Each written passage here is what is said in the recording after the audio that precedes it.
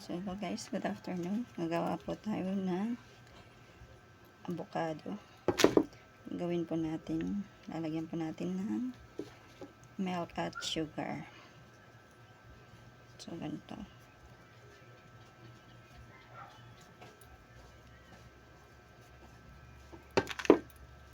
Wow.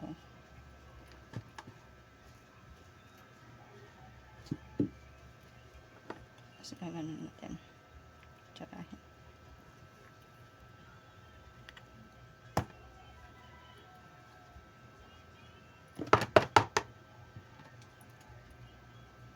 Tsara ba to?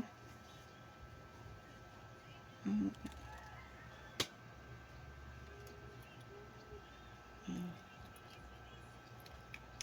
Mm.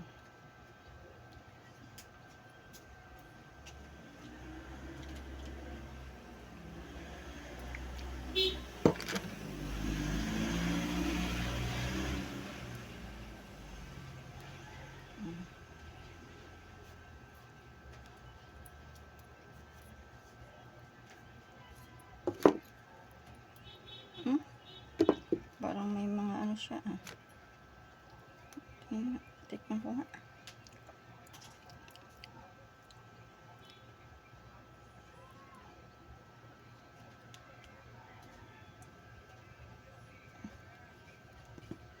Na-over na ata to.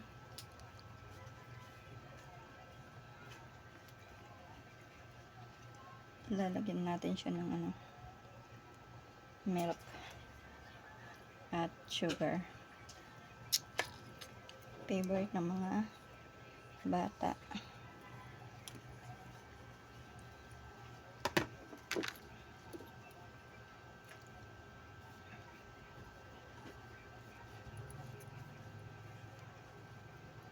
Parang hinog na hinog nung nabili ko ngayon.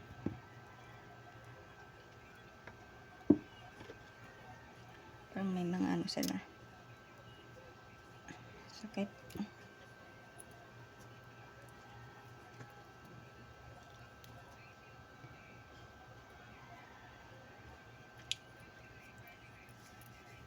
Pero masarap naman. Patanggalin ko lang ito.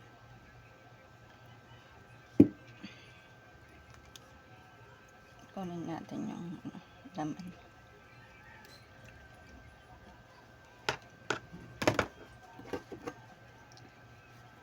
Ilagay natin sa ref para malamig. Aray.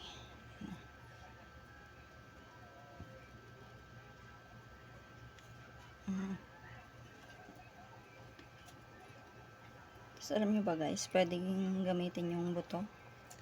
Gawing ano, gamot. Gawing haplas.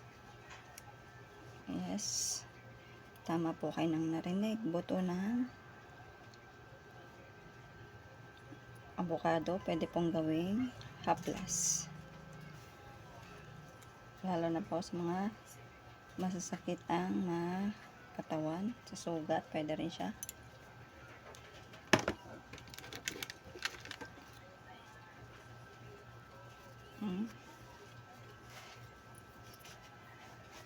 Sobrang ata to ng hinog. Oh. Okay naman siya. Hindi naman siya ano. Tanggalin lang natin siguro. Sobrang lang siguro ng hinog to. Yan.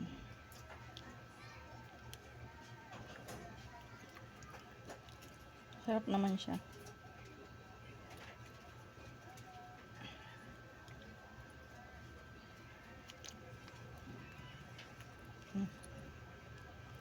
Ayan guys. So ayan na siya. Bali hindi na natin siya dudurog-durogin. Ganyan lang siya.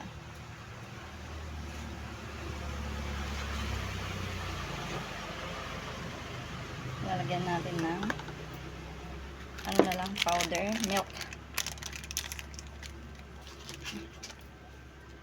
Powder milk ilalagay ko guys. At lagyan natin ng sugar.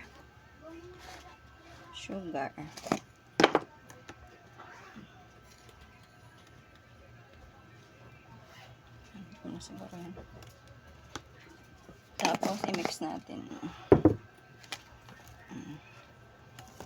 Wala akong sugar na white, kaya ayan ang linagay kong sugar. Ayan, ganyan.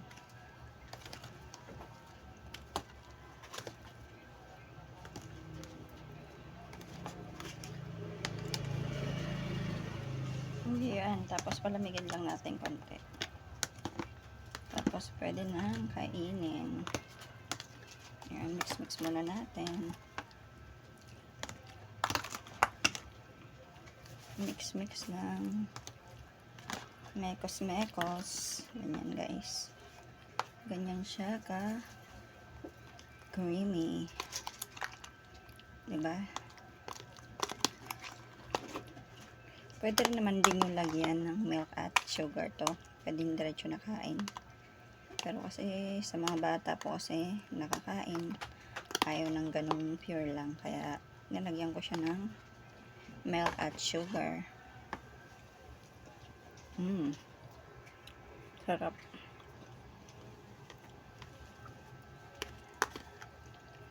Ang sarap po. Ayan siya. Avocado with milk and sugar. Yan po. So, ready na for i-ref na lang at para makain na. So, yun lamang guys. Thanks for watching. Bye and God bless all.